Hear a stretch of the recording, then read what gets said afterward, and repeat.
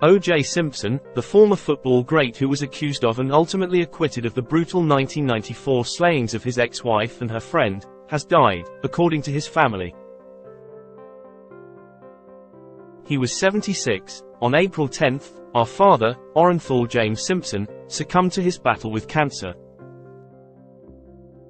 He was surrounded by his children and grandchildren. During this time of transition, his family asks that you please respect their wishes for privacy and grace, a statement from his family said. In May 2023, Simpson posted a video on X, then known as Twitter, revealing that he had recently caught cancer and had to do the whole chemo thing. He added, "It looks like I beat it." Simpson didn't specify the nature of the cancer. Then in February 2024, a Las Vegas television station reported that Simpson, then 76, was again undergoing treatment for an unspecified cancer. Simpson himself posted a video on X that day, denying rumors that he was in hospice care, though he did not otherwise confirm or deny reports that he was ill.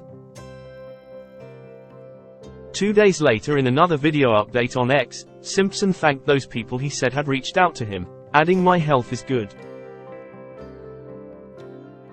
I mean, obviously I'm dealing with some issues, but I think I'm just about over it." Simpson, nicknamed the Juice, broke records as a college and professional football player, and extended his celebrity and fortune as a sportscaster, a movie and television actor, and as a corporate spokesman, most notably for Hertz rental cars. All that changed on June 12, 1994, when Simpson's ex-wife, Nicole Brown Simpson, and her friend, Ron Goldman, were brutally stabbed to death outside of the former's home in the Los Angeles neighborhood of Brentwood. Within days, police announced their intention to arrest the former football star for the murders.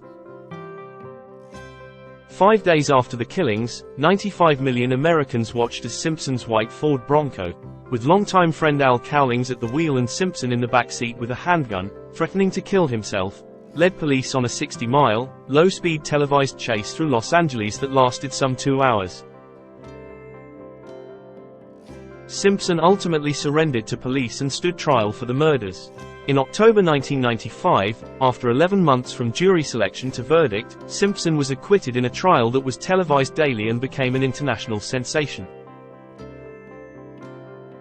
12 years later, Simpson was arrested in September 2007 after he led a group of men into a Las Vegas hotel and casino to steal, at gunpoint, what he claims was his own sports memorabilia. Simpson was charged with a number of felony counts, including kidnapping and armed robbery. The following year, he was found guilty and sentenced to up to 33 years in prison. Simpson was released on parole on October 1, 2017. O.J. Simpson is survived by 4 children, Arnell and Jason, from his first marriage, and Sydney and Justin, from his marriage to Nicole Brown Simpson. A football hero, Simpson was born on July 9, 1947, and raised in Potrero Hill, a low-income neighborhood near San Francisco. His mother, Eunice, worked as an orderly at a psychiatric ward, and his father, Jimmy Lee, worked as a cook and custodian in a private club. When Simpson was just a toddler, his father left the family, leaving Simpson's mother to raise and support their 4 children on her own. Despite being bow-legged and pigeon-toed from a bout with rickets in infancy, according to ESPN, Simpson developed a strong interest in sports as a child. In the spring of 1967, he enrolled at the University of Southern California in Los Angeles, and that same year he married his high school sweetheart, Marguerite Whitley, with whom he eventually had 3 children. Playing for USC as a running back, Simpson soon became college football's leading rusher. By the time he left the school, he had set 13 college football records and had won the 1968 Heisman Trophy. The charismatic young star athlete's television career took off like a rocket.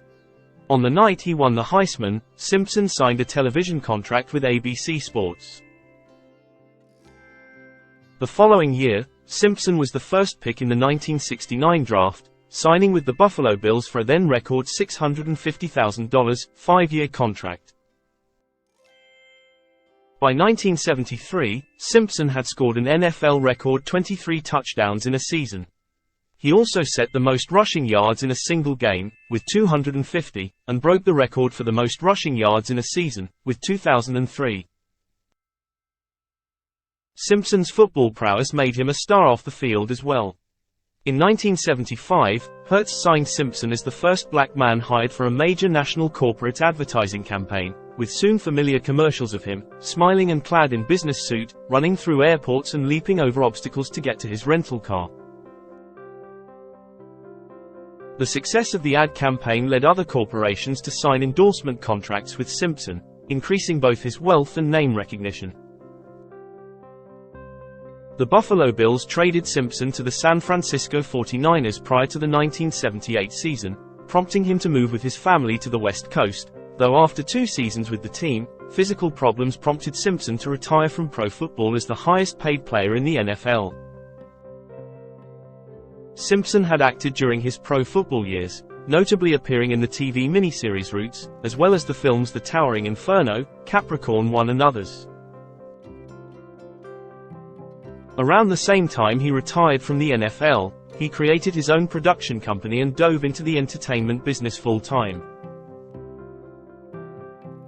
He continued acting, including as a regular in the Naked Gun film comedy series, and also served as a TV football commentator. Meeting Nicole Brown. While still married to Marguerite, Simpson met Nicole Brown, then 18, while she worked as a nightclub waitress in Beverly Hills in 1977. It was the same year Simpson and Marguerite celebrated the arrival of their daughter, Aaron, and moved into a Tudor-style mansion in the Brentwood neighborhood of LA. 2 years later, tragedy struck when Aaron died in the swimming pool at the family home. Around that same time, Simpson and Marguerite finalized their divorce, and Nicole Brown moved in. Simpson and Brown were wed in 1985, a union that produced 2 children. However, the marriage was marred by accusations of Simpson's physical abuse of his wife. Simpson was arrested in 1989 for beating her as he reportedly threatened to kill her. He pleaded no contest to the charges and was sentenced to probation, counseling and community service. Though the couple attempted to reconcile, Nicole Brown Simpson filed for divorce, which was finalized in 1992. Trial of the century. On the night of June 12, 1994, after Brown Simpson and her family dined at one of their favorite Los Angeles restaurants, Mezzaluna, she returned to her condominium on Bundy Drive in Las Brentwood neighborhood, according to court records. Later that night, Ron Goldman, 25, a waiter at Mezzaluna, drove from the restaurant to Brown Simpson's home to return eyeglasses her mother had left at the restaurant that night. Around midnight, Brown Simpson and Goldman's bodies were found stabbed to death outside of her home. More, the O.J. Simpson trial, where the key players are 25 years after his acquittal. Simpson was in Los Angeles that evening, according to court records, but took a late flight that night to Chicago. When he returned to Los Angeles the next day, he was interviewed by police but was not immediately arrested.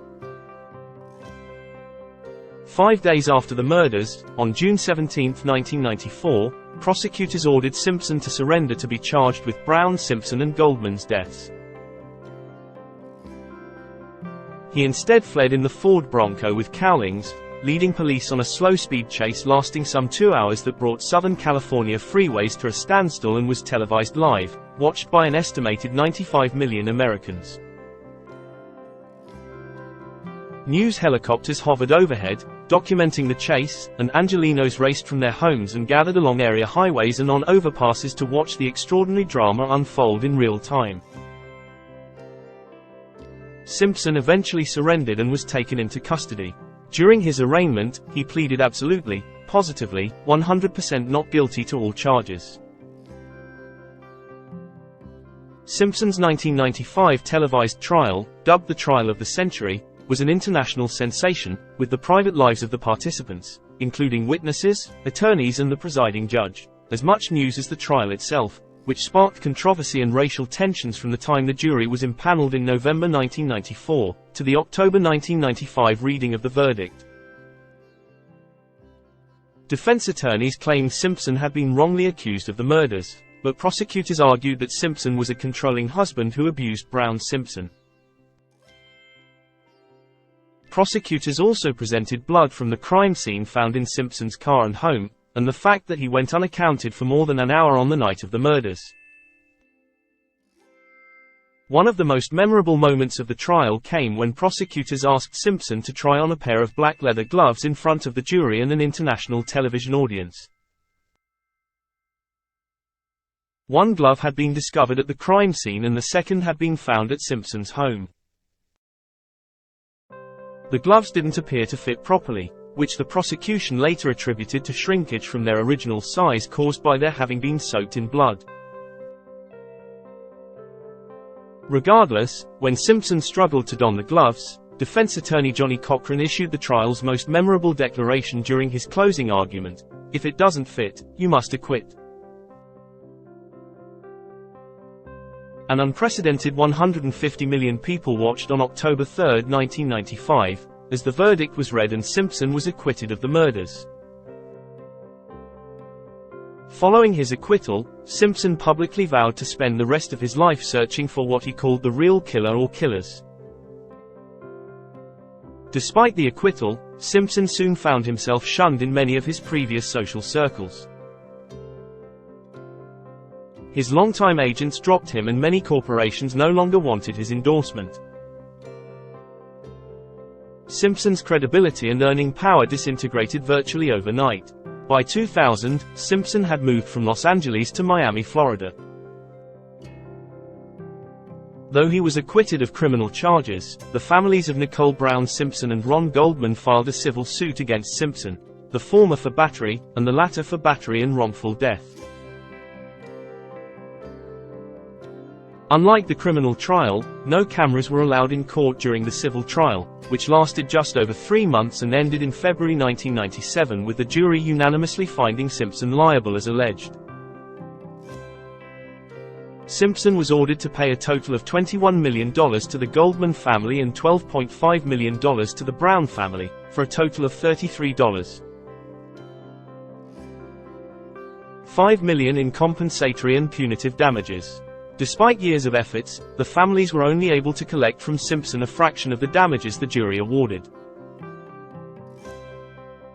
In 2006, a ghostwritten book titled If I Did It, described by the publisher as a hypothetical confession and said to be based on interviews with Simpson, was scheduled to be published in conjunction with a TV special that would also feature Simpson. The special was cancelled following widespread criticism, and the family of Ron Goldman, still pursuing the unpaid monetary damages awarded them in Simpson's civil trial, was awarded the rights to the book, which they retitled and published as If I Did It, Confessions of the Killer. Conviction for robbery and kidnapping. The night of September 13, 2007, Simpson led a group of men, one of whom was armed with a handgun, into a Las Vegas hotel room to recover what Simpson claimed was sports memorabilia that had been stolen from him. He was arrested 3 days later and charged with 12 felony counts, including kidnapping and armed robbery. After a trial that lasted less than a month, Simpson was found guilty of all charges on October 3, 2008 to 13 years to the day after he was acquitted in his Los Angeles double murder trial. Earlier in this case, at a bail hearing, I said to Mr. Simpson that I didn't know if he was arrogant or ignorant or both, Clark County District Court Judge Jackie Glass said during sentencing the following December. During the trial and through this proceeding, I got this answer, and it was both. Simpson was sentenced to up to 33 years in prison. A free man, in July 2017, Simpson was granted parole. Simpson sought to reassure the parole board that he would be successful in meeting the conditions of his parole. "I'm not a guy who lived a criminal life," he said. "I was always a good guy, but could have been a better Christian, and my commitment to change is to be a better Christian. I had some problems with fidelity in my life, but I've always been a guy that pretty much got along with everybody," Simpson added. On October 1, 2017, 70-year-old Simpson walked out of Nevada's Lovelock Correctional Institute as a free man. He moved from Miami to Las Vegas and commenced a lifestyle focused on golf, friends and regular posts to social media. In the 1994 letter Simpson's lawyers read to the nation while the former football star fled police during the Bronco chase, Simpson expressed satisfaction with the life he'd lived until that point. "I've had a good life. I'm proud of how I lived. My mama taught me to do unto others. I treated people the way I wanted to be treated," Simpson wrote, according to his attorneys. "Don't feel sorry for me," the letter went on. "I've had a great life, great friends. Please think of the real OJ and not this lost person. Thanks for making my life special. I hope I helped yours."